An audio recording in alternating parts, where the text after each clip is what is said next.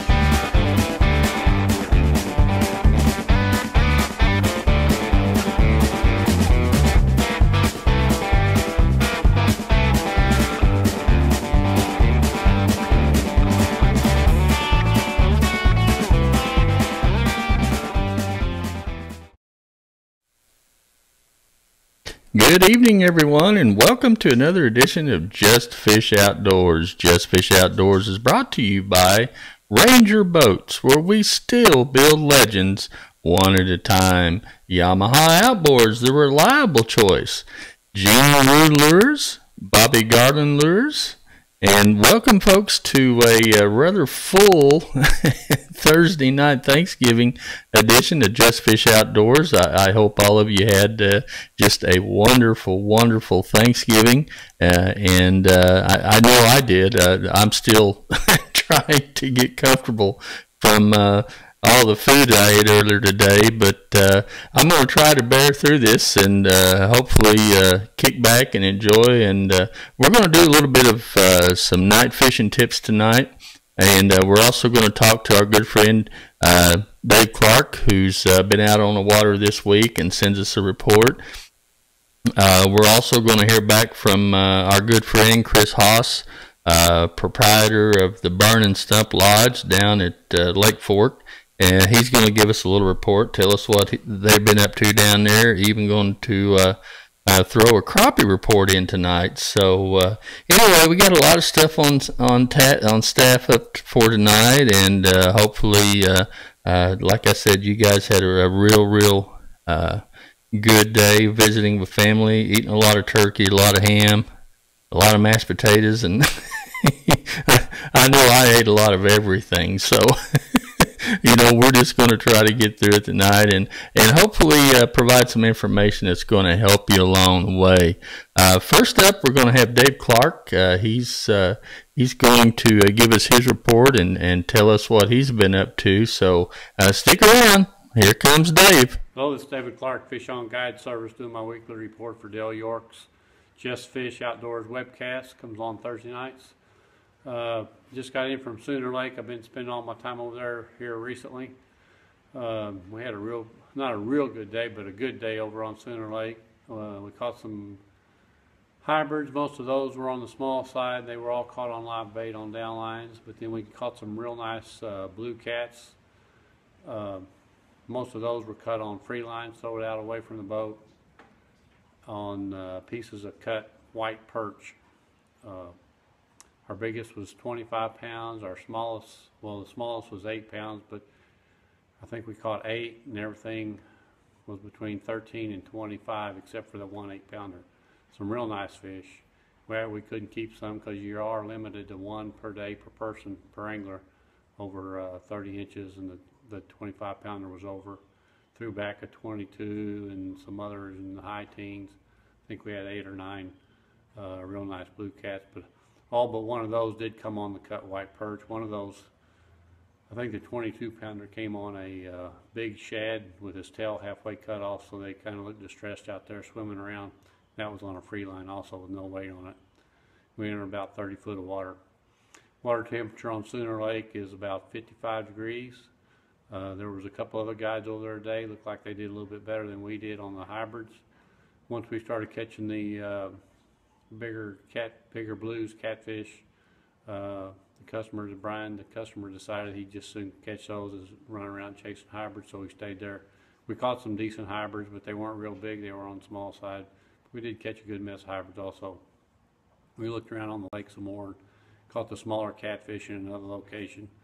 Then we called it a day because the wind's blowing over there about 30 miles an hour. The other reports, Keystone Lake still isn't producing anything of the reports that I've seen. The water is still not muddy not like it has been. It's clearing up just a little bit, but it's still pretty muddy. And the people I know that's been going out there haven't been doing any good at all. Skytook Lake is clear. I just came back that way. It's clear, but it is down a foot or two. Appears from the road anyway. And I haven't seen any reports come from Skytook other than a week ago. Some friends were up there and they didn't do any good on the hybrid striper stall. But again, there may be some other people out there fishing on Skytook doing pretty good, and I just haven't seen the reports or talked to them. I've seen Rusty Pritchard's up on Grand Lake. He's doing pretty good on spoonbill right now. He also guides for catfish and crappie if you're interested in going to Grand. Anyway, this is David Clark, Fish On Guide Service. You can contact me at 918-724-6786 or message me on my Facebook page or my website's fishonok.com. Like I said before, I do put all my reports out there, good or bad, and we'll go from there. Fish on.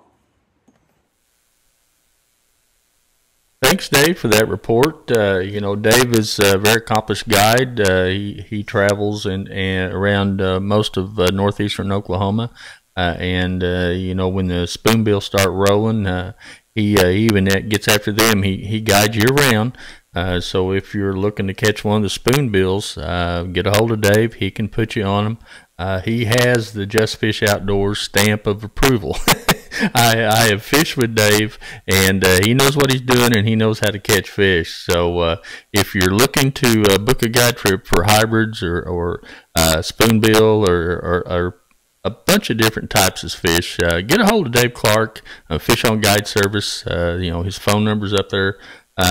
You can, matter of fact, it's 918-724-6786 is one of the ways to get a hold of Dave. Of course, you can go to his Facebook page, and his webpage is fishonok.com. So, check him out. He works real hard for his clients and does a really, really good job. So, anyway, that'll do it for Dave.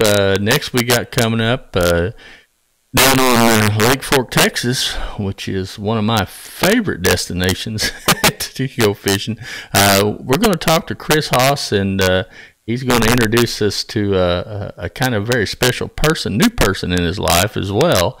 And he's going to give us a report as to what's going on down around the Burnin Stump Lodge down there on Lake Fork, Texas. So let's hear what Chris has to say. Hey guys, this is Chris coming to you from the Burnin Stump Lodge at Lake Fork. Phone number is 903-850-1189. Wanted to give you a little information on the way the fish have been acting the past couple weeks, and I've got my little buddy, my son here. He's 3 months old, and we're kind of proud of him, so I'm going to show him off if I can. Now, I'm not going to lie to you about the fishing. I've been quail hunting over the past couple weeks and haven't spent much time on the water, so I had to call a few local guys to get some information for you. And the guys I talked to said that they've been doing well between 20 to 30 foot on long points and humps and road beds out that deep. And they've been using a variety of baits: an Alabama rig, a single swim bait, possibly with an underspin under it, and a Carolina rig with a brush hog, and also a flutter spoon. The flutter spoon's been catching the big ones. So take advantage of that. That's an extremely fun way to catch fish. And if it's a little windy or you're having trouble with that spoon, I like to use a slab also, and I'll tie those on. I'll have one of each tied on when I go out, just to see what they like a little better. I know you get tired of me talking about the Carolina rig, but it's been a really good bait this year. And had a good friend of mine catch an 11-pounder 2 days ago. And he caught that with a red bug brush hog, and he caught it about 29 foot. So it's working, and so I got to keep pushing it if I can. Another good way right now, probably a little bit underrated, is the nighttime fishing during the winter. This is from here till March. The nighttime fishing is when you're going to catch the really big ones. We're talking 10-plus pounders.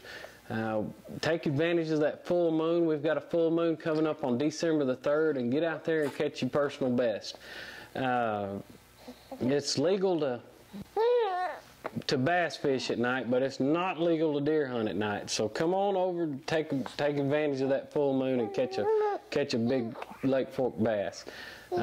Talked to another friend of mine, an avid crappie fisherman, and he gave me some information. He said the crappie seem to be moving out from underneath the bridges, headed south.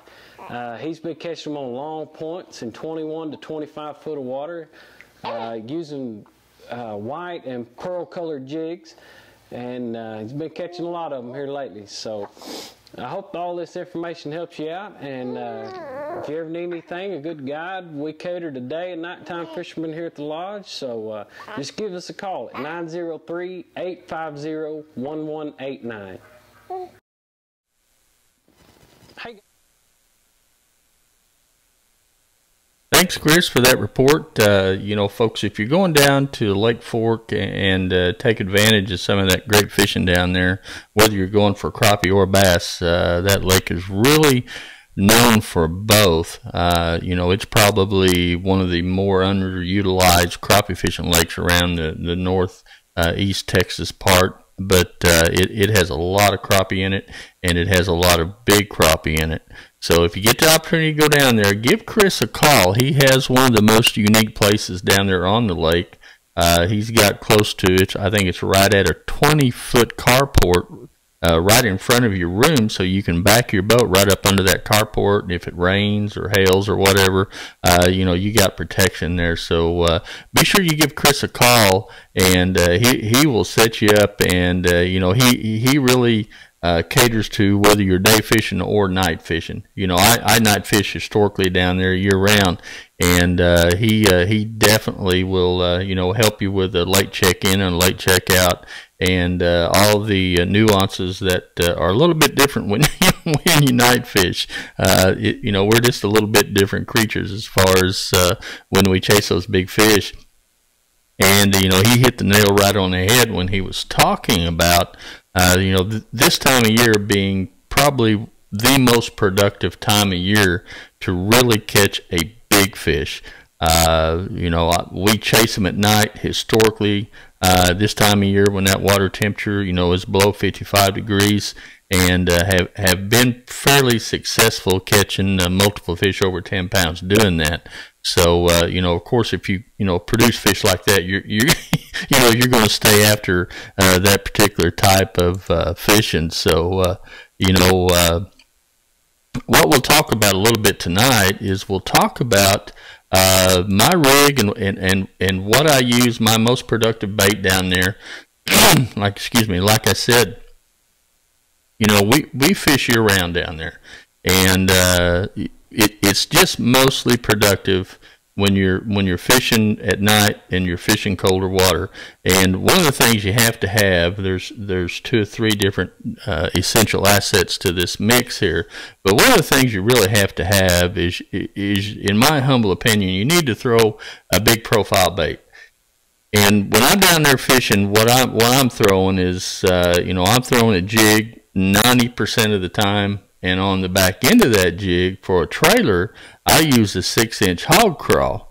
And I'll show you a picture of my setup here. You know, on the left, that is a hog crawl. That thing is 6 inches long. And on the right, you see it grouped up here with a 3/8 ounce jig that I throw. You know, there's several different great jigs on the market. Really look that jig over. You need a very stout hook when you're going after these big fish, and you know, people can if you're interested, you can email me or send me a message on Facebook, and I'll give you some manufacturers that really produce a very, very solid jig, because it is just like going to war when you're going after these big fish. They have so much power in that water. It is absolutely crazy how much power they've got in that water. It is just amazing, amazing, amazing. So, but that's one of the things that I really think is essential when you're going after these big fish, is to throw a big profile bait. And, like I said, I throw that 6-inch Gene Larew hog crawl trailer. I throw it regardless of water temp. It just produces such a big profile in the water, and I think that really turns those big fish on and makes them look at that bait really, really hard. You team that up with 3/8 or half-ounce jig, because many times you're fishing in excess of 15 foot of water. You're really fishing the edges of the main creek channel. You're fishing the major bends. You're fishing the major drops. In that winter time, you don't really catch a lot of fish, a lot of big fish, less than 15 feet. You may catch one every now and then, but those big fish, they are very close to deep water year round. But this time of year, when that water temperature creeps down, they get even more locked into being close to deep water. They have a tendency to migrate more vertically than they do horizontally.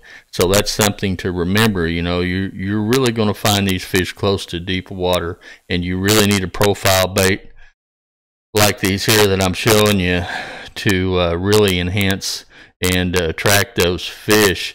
Another thing that is really, really, really important is you need to be able to see your line.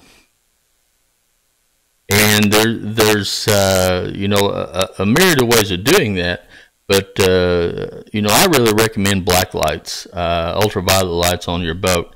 Whether you're throwing a blue fluorescent monofilament line, it really lights up good. It helps you detect those strikes, because many times when you're fishing this time of year in that colder water, folks, you've got to be able to watch that line, because that line is very, very important as far as you being able to detect that strike and set the hook on that fish. If you're not line watching, you're going to miss strikes. It's just that easy. My goodness, had a little frog in my throat there. But, the other thing that really, really will help you, especially when you're getting into these lakes that have a lot of vegetation in them, or they have a lot of timber, many times monofilament just won't cut it. And, no pun intended, but you need to be throwing that braided line. I know a lot of people fish a braided line. Some of them really don't like it. Some of them do. But folks, you need to be fishing 100% braided all the way down to the bait that you're fishing. If you're using a monofilament leader on that braid, in these type of situations, you're just asking for a heartache, because those big fish will bust you off. It's not a question of if, it's just a question of they will. They will wrap you up, butt you off, break you off. They will get you in the weeds, get you in the coontail or hydrilla or something, and you just can't pull them out of there. It is just a heartbreak waiting to happen. So if you're fishing with braided line, one of the other things you have to be able to do, like I alluded to earlier, is you have to be able to see your line. Well, someone's going to say, well, hey, Jstfish, your braided line won't show up under a black light very well. And this is very, very true. So over the years and years and years that I've fished this stuff, one of the things I've done is I've created a concoction or a substance that you can treat white braided line with, and it'll make it glow under black light. And the only problem with this Dyneema, this very, very great line that we have available now as far as this braided line, is the braided line is the fibers and the material that it's made out of is extremely dense. So almost none of the dye will adhere through the line. It just sticks to the surface. So what you have to do is you have to treat the surface of the line to get it to glow under a black light. And about every 20 to 25 hours, 30 hours of fishing with that line, you've got to retreat it. And for those of you who've bought braided line over the counter that might have been olive green or dark green or camouflage or whatever, and you go out and fish with it for several hours, you notice that it starts turning white. Well, that's the reason it starts turning white, is because that dye doesn't penetrate the fibers of this line. So, you know, regardless of what you're doing, you know, if you fish in a situation where you've got fairly clear water and the fish may be a little line shy, you know, you need to dye that line. And in my case, when I'm fishing at night, I want to be able to see that line under my black light glowing.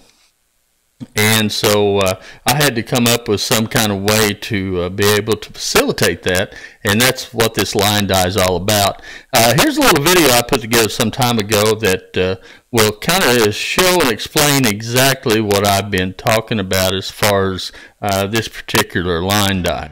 Dale York, Jstfish Outdoors, and what you're seeing is not only the installation of my blue water LEDs on my Ranger, but this is what I use to night fish with. And I talk about in my seminars how important it is to be able to have line visibility when you're night fishing. And one of the things that I use in conjunction with the braided line, you can see this side of the braided line is not treated. This side of the braided line is treated. And this affords great visibility at night. And this product is available. It's something I've developed. If you'd like more information, feel free to contact me through my Facebook page, Jstfish Outdoors, or email me, justfishoutdoors@justfish.com, and I'll be more than happy to talk to you about this treatment that I use. It's available this weekend out at the Tulsa Boat Tackle and Hunting Show out at the Tulsa Fairgrounds. Come by my booth, talk to me, I'll be more than happy to share it with you. Also, if you need any more information about the great blue water LEDs you're seeing in this video, feel free to get in contact with me.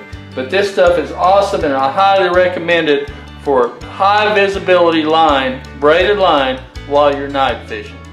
Dale York, Jstfish Outdoors, saying we'll catch you later. Folks, that's a video I made a year or two back whenever I was at the boat show that particular year. So I forgot that was in there. So don't pay attention to it, because there is no boat show this weekend at Tulsa Fairgrounds. You know, that has the line dye information in it. If you would like additional information, I sell that for $7.50 a bottle. The little bottles are about an ounce, ounce and a half, something like that, and they will you know, put several applications on your line depending on how much line you're dyeing at one time, and this and that and the other. You know, one of the other tips I give a lot of people that are getting into the braided line right off the bat is I talk to them about you know, don't put all 100 yards on your rod and reel, because you're not using 100 yards of line. What I recommend is putting a monofilament backing and only using about 50 yards, 50, 60 yards, because that's you know, very seldom can you even throw that far. So you know, just you know, kind of economize on when you're buying that line, and you know, it'll go a long ways. And of course, my gosh, you know, it lasts forever. It's not like monofilament line where it you know, gets bad or rots or whatever, and you know, you have to, the ultraviolet light, you know, really degrades it, and you have to change it quite often. It's a totally different creature. So anyway, folks, that would just about do it for tonight's show. You know, don't forget to you know, if you're looking to catch a spoonbill or looking for hybrid stripers, get a hold of Dave Clark. If you're going down to the Lake Fork, Texas area, man, give Chris Haas a call. He has a wonderful place down there, and it is very centrally located. kind of right in the middle of Lake Fork. So regardless of which arm you're fishing or kind of sort of which area you're fishing, he's very, very centrally located. And, he does things right down there. It's a good place. And with that 20-foot carport out in front of his place, it is really, really awesome place to stay. Give Chris a call, and like I said, I guarantee you he'll set you up. So anyway, that'll do it for tonight's show. I hope you guys aren't too full that you be able to hit the dinner table again and take another swipe at that hammer, that turkey, and we'll definitely catch you next week. This is Dale York, host of Jstfish Outdoors, saying we'll catch you later.